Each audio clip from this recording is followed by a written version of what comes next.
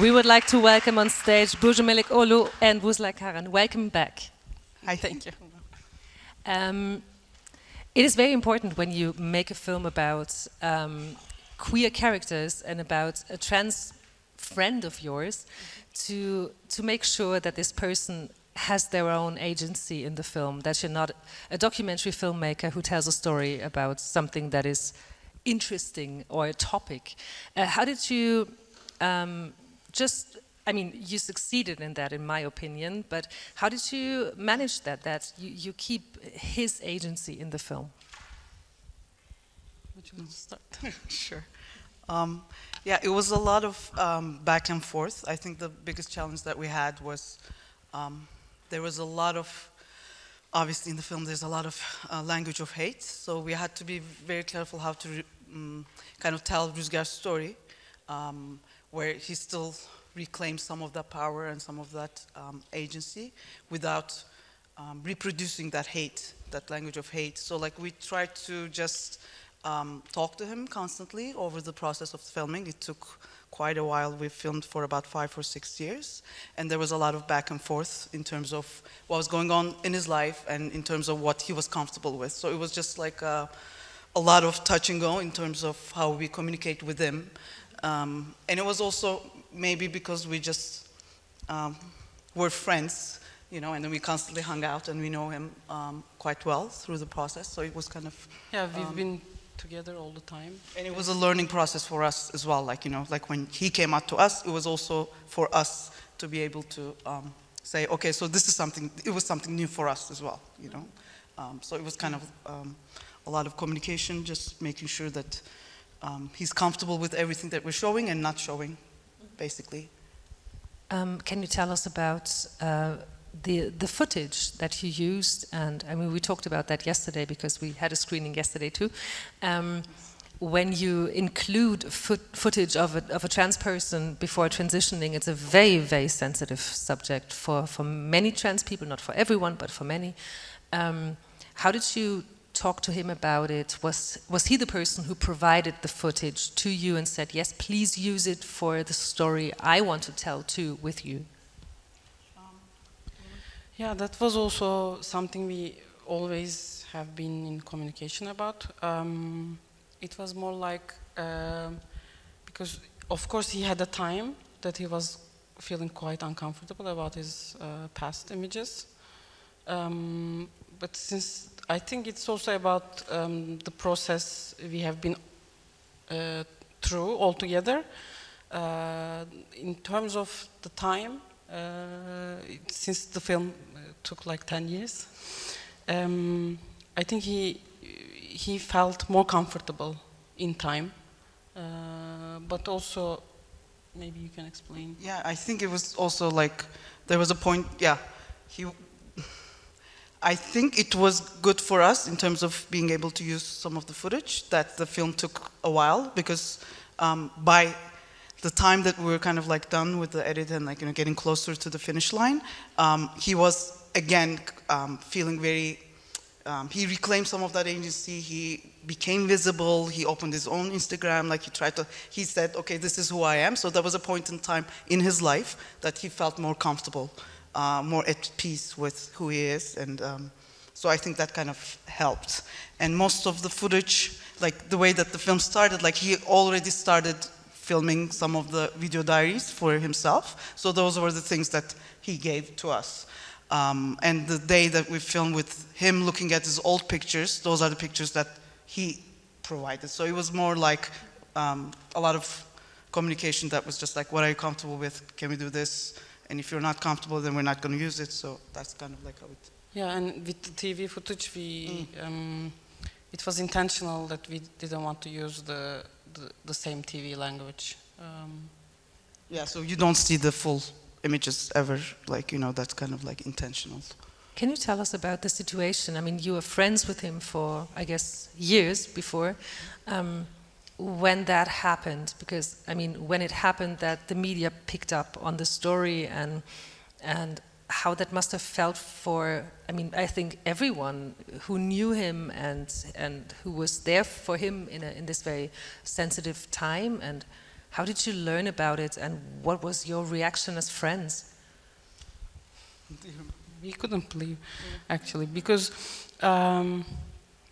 Rüzgar quit acting like a year ago before starting his gender affirmation process.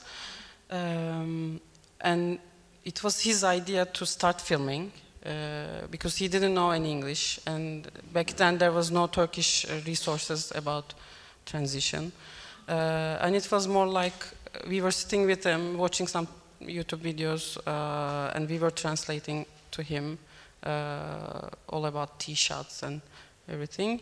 So it was his idea to start filming, and he was like, maybe I will feel comfortable like 6 years from now, and then maybe we can turn this to something. But 6 months into filming, he was outed. So it was shocking for all of us, because it was something so, I mean, trans masculinity wasn't something visible. We have a trans woman, a diva, a singer, but we also didn't know how everything will be handled.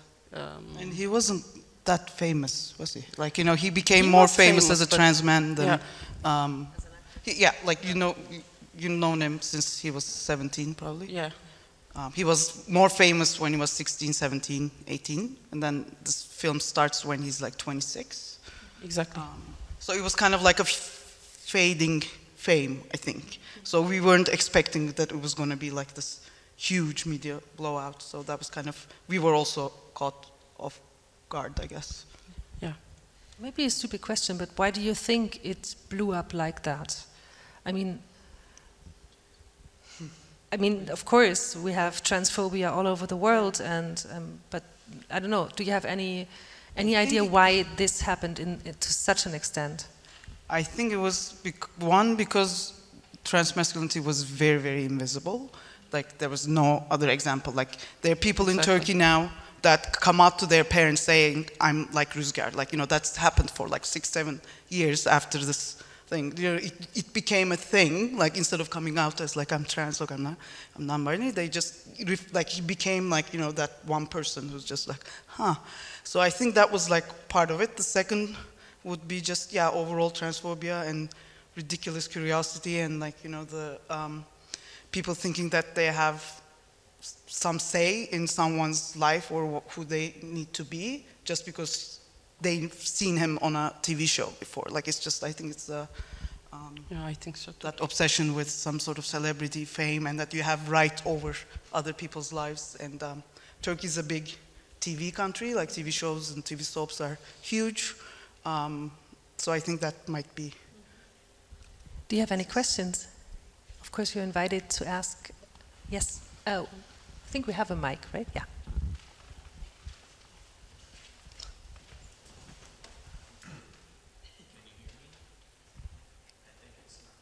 I think they just need to pull it up. Give them a second and... No, we want to hear you. Habt ihr das noch, dass ihr das hochziehen könnt, das Gästemikrofon? Does it work?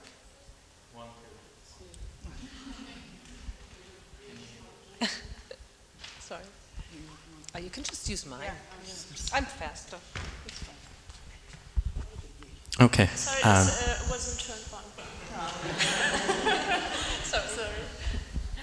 Okay. It's too loud now. First of all, congratulations. It was a very well-made documentary. You said you are friends with him, right? Were you at any point behind the camera? Were you the people who were shooting? If the documentary was made by someone else who wasn't really related to him, in what way would it be different? Or my question would be, what's your touch in this documentary? We were the ones who were filming most of the time, and during the film you either hear my voice talking to him or Vuslat's. I don't think they would be able to make a documentary coming in from an outside, especially not at that period when he was outed. I think the film would have looked more like, you know, the last line where we have the sit-down interview and he says, you know, I became who I wanted to be, but how free am I? That would be the style of a American documentary that's like a sit-down interview filled with his former celebrity footage and like, you know, I'm not saying that's a thing, but I think that would have been the type of documentary someone else could have made if they were granted access, I guess. Yeah, I think so too. I'm not sure if, yeah. I think most of the footage that we used is the footage that looked the worst. So I think as filmmakers, like, you know, that's kind of like, because you shot all this beautiful footage, that's like really, you know, but most of the stuff we end up using are those intimate moments where I don't think anyone could have captured if we weren't friends. So that doesn't speak to your filmmaking ability, but more to your sense of being a part of a queer community, I think. So I think that's, if there's a strength in the film, that's it. Okay, can I ask another question? You have the mic. Just go ahead. I didn't really think the question through, but basically, the choice of showing the dead only at that scene, is there any... The father, you mean? Father. Oh, the okay. the The dead. dad. Yeah, yes, the yes, father, okay, I know sorry. it's- Yes. What was the reason, or maybe could you tell us more, if you're allowed always, about the relationship between him and his dad? Specifically with his dad. It was kind of a distant relationship, I can say. I mean, of course there was love, but he was always more comfortable with his mom. And back then, his father was sick, actually. And he lost his father, like, I think very soon after that scene. After that scene. It was a scene that we weren't really so sure if we should, like, it wasn't like, we loved that moment, and we knew that Rüzgar would also love that scene to be in the film. But we had a lot of cuts that doesn't include that scene. But what else I can say about their relationship? I think in general, we try to avoid talking to the family directly as interviews or anything. And I think it's an intentional choice because that's something we talked a lot about. Like they're chosen families, and then you have your families that you're born into, and then that is just almost the same story for a lot of queer people. And you have a touch and go relationship with your parents, like, you know, come out to them. You have like family who's like not comfortable at first, and then a lot of cishet audience wants to see and be able to relate to the characters through their family, because those are the ones that look normal to them, you know, like the mom and the dad who are like, oh, it should be so hard for them, you know. So we intentionally did not make that an obvious storyline. So I think that's the only intentional thing that we did. So we only kept the verite style things, you know. Thank you.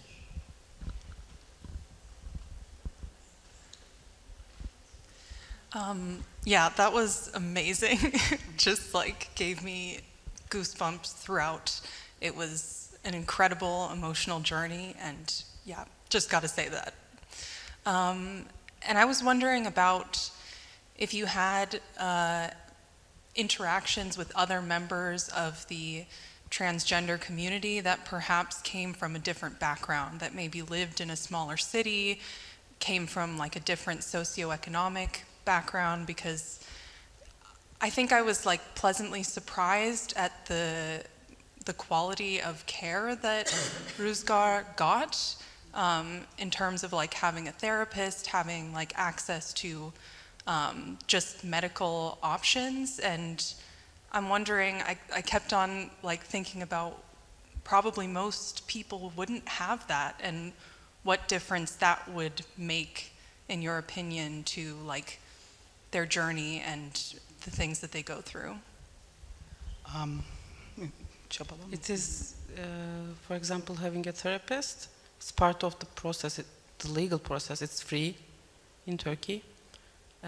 And back then, for Rüzgar, it wasn't free to have the surgeries, but also now, it's also free for like... So your state, state insurance basically covers it, your public health care in Turkey? And in Rüzgar's case, Rüzgar also, it wasn't free, but he was using his father's social care. It's complicated in Turkey, but it was also almost free for Rüzgar. It wasn't like, because But he most wasn't of making the- a lot of money. Yeah, he was kind of broke at the time, like, you know, like he didn't have a lot of money, like he didn't have any savings. He wasn't really acting for almost a year and a half.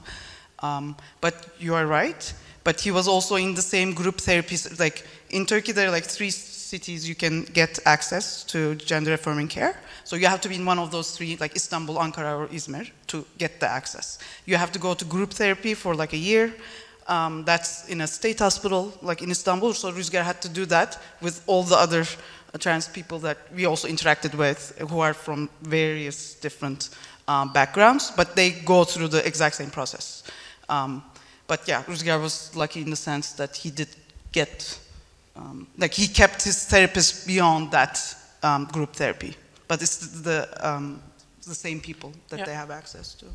So it's kind of interesting. Turkey does give you tools so far to at least, you know, do something in terms of public health care. Yeah.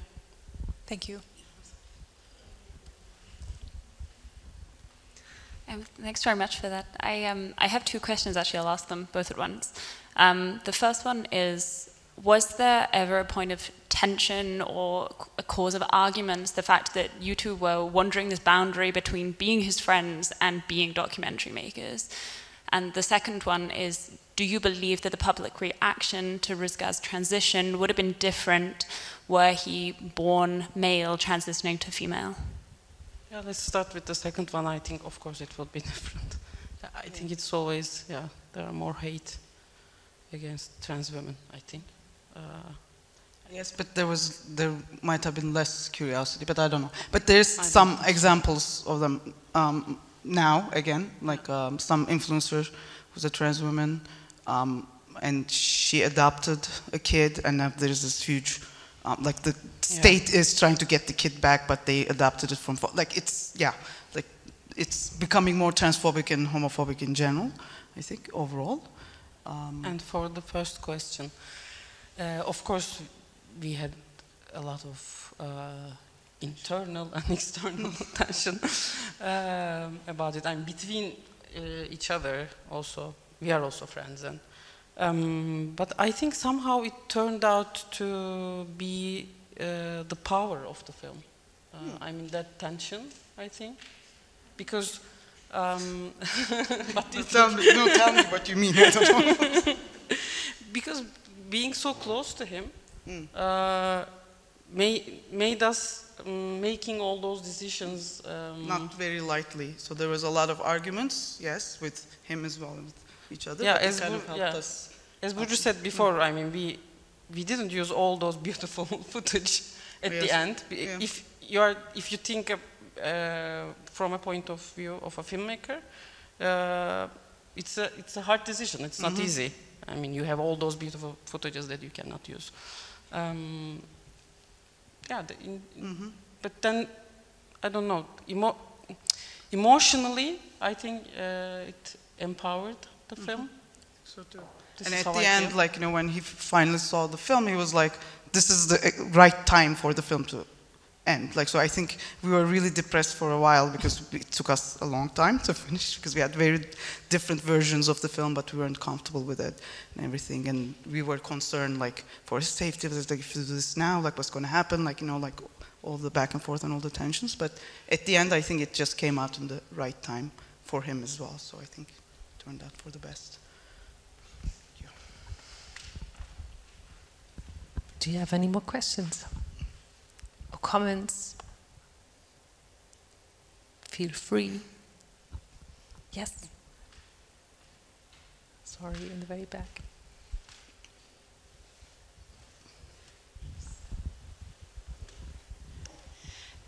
Yes, of course, from this side also, thank you so much for this amazing documentary. I was wondering, did you show the movie in Turkey and also all over, or only in the Western cities? Yeah, how is the setting there to present a movie like this? We didn't make the Turkish premiere yet. We are planning to do it in fall, actually, because we want the film. It was always our plan to make the film because we didn't want another storyline about him like having a documentary, you know, like another paparazzi. Sensational news pieces that are coming from Turkey saying, like, you know, that's what he did. So like we wanted the film to be established as a film, which is what you do in Turkey is usually just go through festival circuit, and then you have a few pieces written before you do the Turkish premiere, and then the film people will write about it, not the paparazzi. Like paparazzi will end up writing about it, but it will be received firstly as a different thing. And that's usually the strategy. In terms of the strategy for a queer film, we'll see. We cannot say we are like totally comfortable. Waiting for the elections. I mean, but for example, we have a queer fest, and we can show it in queer fest. Obviously, it wouldn't be a problem, or we can. This film has a potential, has a theatrical release potential. We know that. But yeah, we'll see.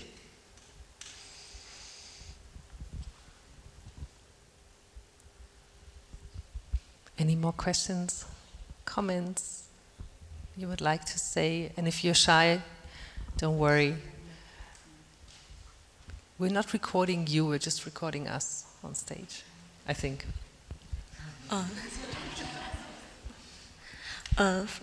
Thank you so much for your heartfelt filming. This film touched me deeply because I witnessed similar events growing up in China. And I wanted to know, as she was under criticism, under criticism and pressure, did she actively look outward for positive voices to support her process of self-improvement? And if she fights back against outside criticism, and how did she accomplish this process? How did he accomplish, like you know, bearing all the criticism? Yes. Coming from the outside. And if she fights back against outside criticism, and how? Like being an activist, or no? Yeah. He's not an activist. That's one of the struggles that I think his perception in the queer community is, like, you know, like when you're visible like that, then people expect you to speak for all trans people or all queer people, and that wasn't the case. Like, he never wanted to wear that amulet, I guess. He just wanted to live his life. But in terms of bearing like all the criticism, I think it was he became more visible. Yeah, I think his way of reclaiming his power was because he always wanted to hide, right? He thought he could just be under the radar and just live his life, work at a bakery, be quote-unquote invisible.